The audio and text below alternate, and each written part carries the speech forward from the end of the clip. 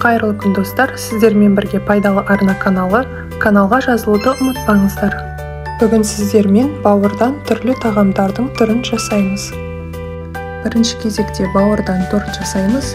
Ол үшін бауырды артық заттардан, пленкаларынан толығымен жақсылап тазартып, кішкене бөліктерге бөліп, ет тартқыш машинамен немесе блендердің көмегімен қоймалжың масса болғанша ұсатып аламыз. Осы массаның үстінен жұмыртқаны салып, жақсылап араластырамыз. Одан кейін үстінен керегенше тұз бұрышын саламыз. Сүт құямыз, өсімдік майын құямыз және барлығын жақсылап араластырамыз.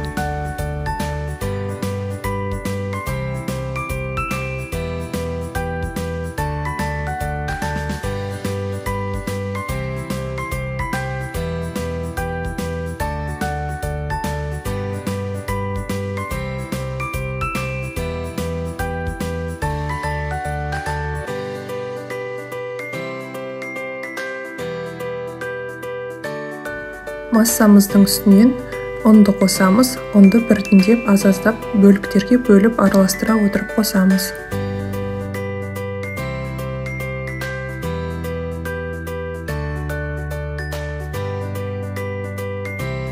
Жаңағы массадан енді блины пісіреміз. Қызып тұрған отқа блиныйдың әр жағын 1 минутқа тақау ұстап, қоңырқай түске енгенше пісіріп аламыз.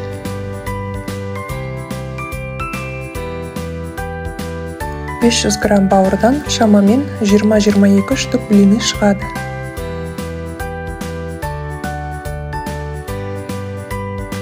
Бауырдан жасалатын масса кішкене қоймалжың болғандықтан, қолымыздағы ожаудың көмегімен табаның бетіне бір келкі болып түсуі үшін көмек береміз.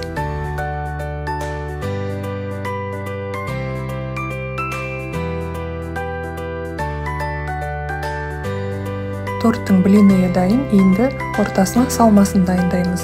Ортасындағы салмасы неғұрлым мол болса, соғұрлым тортымыз дәмді болады.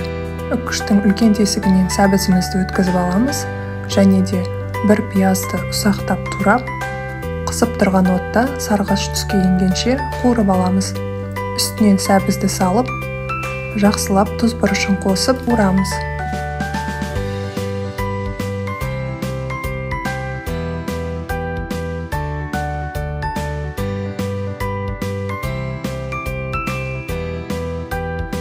Майонез бен чеснокты алдын ала араластырып аламыз және әрбір қабатына жақсылап жағып, үстінен салмасын салып отырамыз.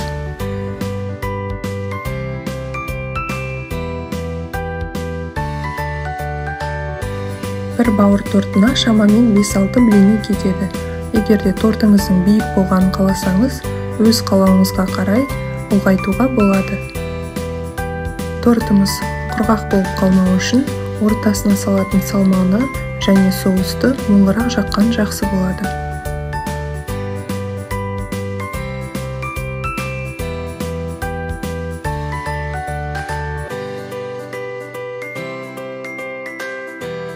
Торттың соңғы қабатына, яғни бетіне майонезді көп жағудың қажеті жоқ. Жұқалап қана жағып, фантазияңызға қарай бетін әдемілеп көмкереміз.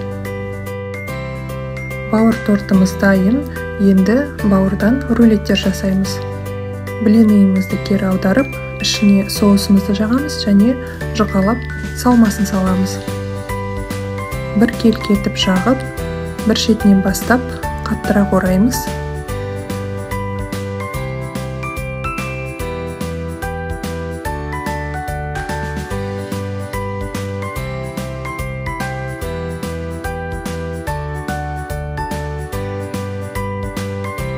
Блиныйды әдемілеп кесіп, тарелкаға орналастырамыз. Өзіңіздің қалауыңызға қарай жасыл шөптер қосып әдемілеп көркемдеуге болады.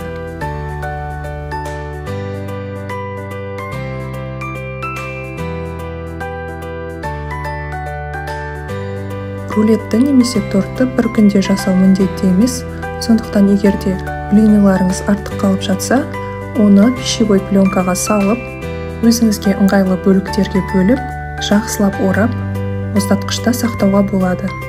Мен 2,5 айға дейін сақтаймын. кез келген уақытта мұздатқыштан шығарып, ортасына салмасын дайындап, дастарханға ұсынуға өте ыңғайлы. Мұздатқыштағы түрлі иістер сіңіп кетпеу үшін осының сыртынан және тағы бір қапшыққа салып қоямын. Келесі кезекте бауырдан дәруменді салат жасаймыз. Бауырымызды жақсылап пісіріп аламыз және видеода көрсетілгендей әдемілеп тураймыз. Үстінен тұздалған қиярды турап саламыз.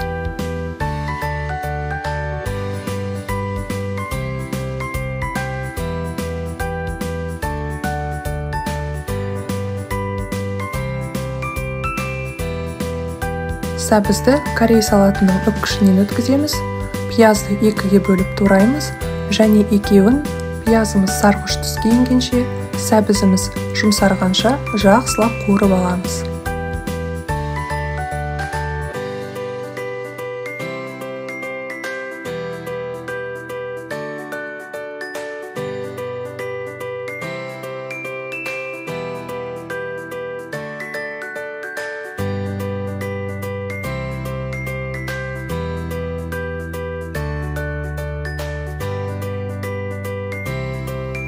Дәміне қарай тұз бұрышын қосып, майонездің көмегімен салатымызды араластырамыз.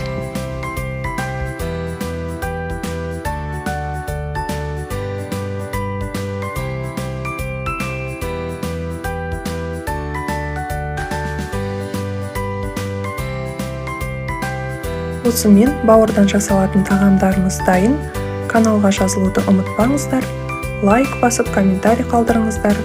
Назарларыңызға көп рахмет, достар.